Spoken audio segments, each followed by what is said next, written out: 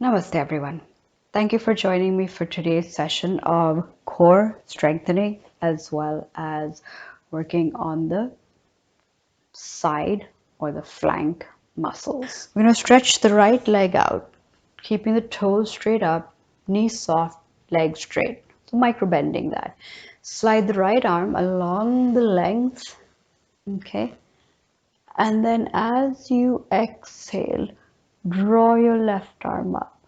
The straighter the arm is, the more intense the stretch is going to feel on the left side of the body going up the length of the torso. Okay, you can angle your head up or just keep it still. And then within the stillness of your yoga pose, the body muscles work. Eyes can be opened or closed. I always suggest to close them.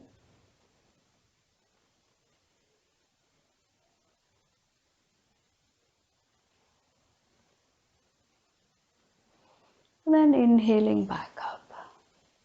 Okay. Now, if you feel that your neck is not happy because of this, then we just modify the pose. Okay, so now we're going to take the left leg out to the side. Bring the right foot in towards the thigh or the groin. Leg is straight, knee is micro bent, toes are straight up again. You want to check all these things.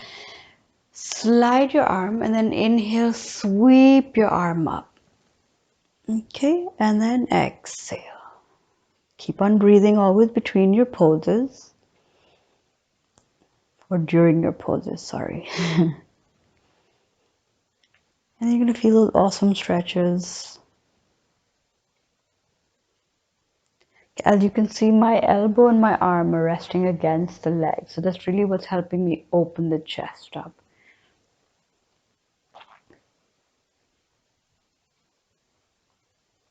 Notice your breath. And then inhale up. So one thing about the breath is always that it tends to become a little bit shallow when we're doing challenging poses. And this is absolutely normal. But it also gives us an idea as to how far we can push ourselves in our poses. And then we're going to place our feet flat on the ground, knees are bent, and we're going to transition into navasan, the boat pose. So you can lean back slightly and then lift your feet up. Stretch your arms out. And the boat pose is again really good for the core and the thighs. What we want to do over here though is we want to make sure that we protect the lower back. So the moment you start to feel any discomfort, come out of the pose. There's really no need to push it. We're all beautiful however we are, but it's nice to just kind of keep a little bit of toning action happening on the body.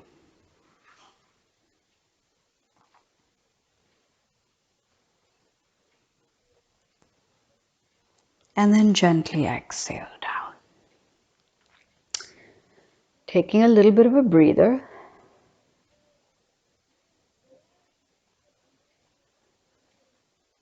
Scanning the body.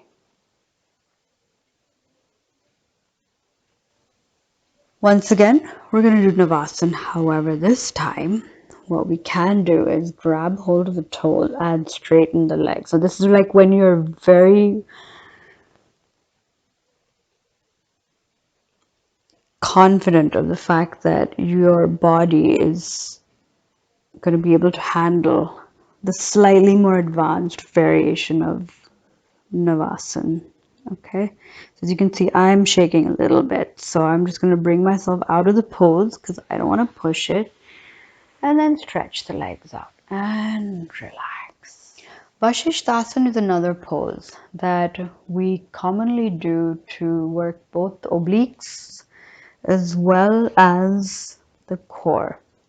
So usually one does this on the hand with the weight on the wrist.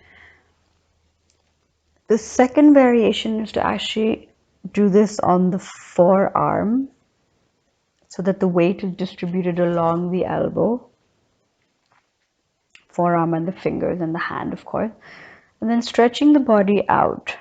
So you can angle it so that the elbow is slightly further away from your ribs, because the moment we lift up, that alignment automatically becomes straight, and that's good. So when you're ready, we're going to inhale up, place the hand on the hips, breathe. You can stretch your hand out, and then gently exhale down.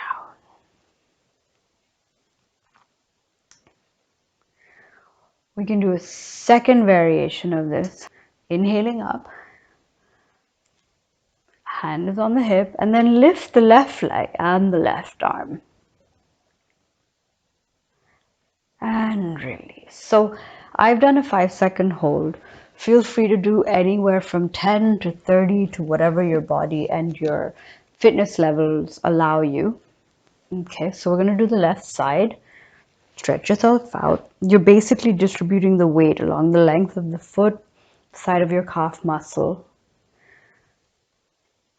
and the forearm. So when you're ready, we're going to lift up on an inhale.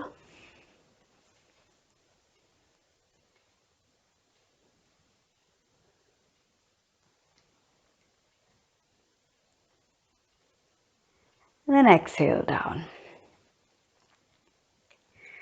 Second variation of this we're going to do, of course, will be to inhale up,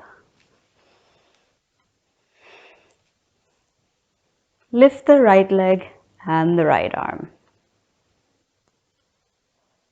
and exhale down. Awesome. So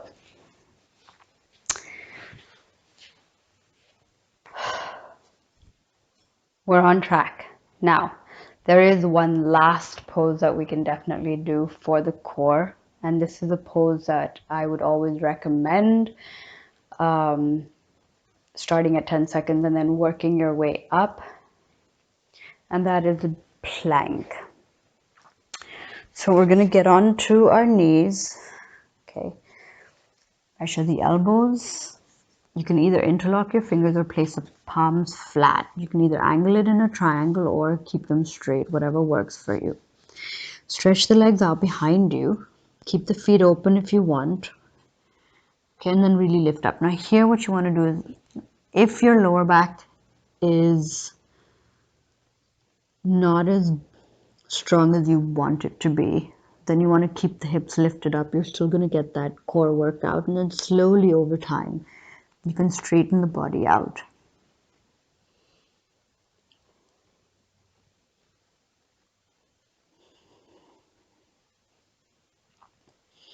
and relax.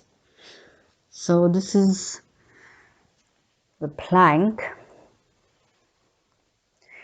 And now, because we're doing all these core strengthening exercises along with, the love handles, the last thing that I always recommend to do is kind of like just making sure that our practice is safe. So you're going to lie down on your back. Chin is tucked in, feet are slightly apart.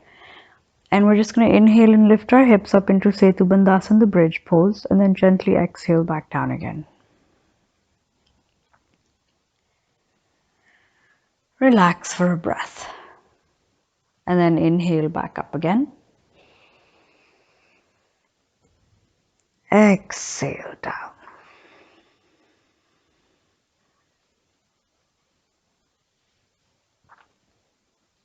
Inhaling up.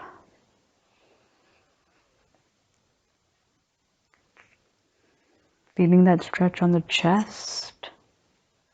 Releasing tension from the lower back. And we'll do a last one. Inhaling up. And exhaling down.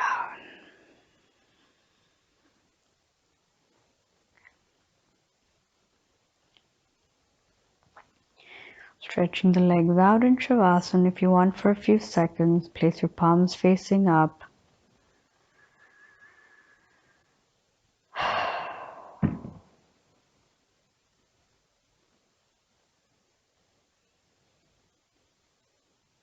Being aware of any sensations that you might be feeling in your body. Your eyes can be closed or open. Roll your head from side to side.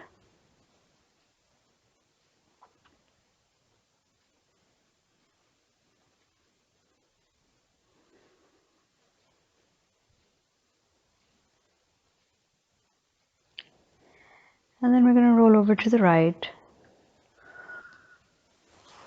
and come to a seated position. So, as you can see, all the exercise that we've done today has, well, made the cat and the dog, Beasley and Chotu, tired. So, it's good osmosis effect. Namaste.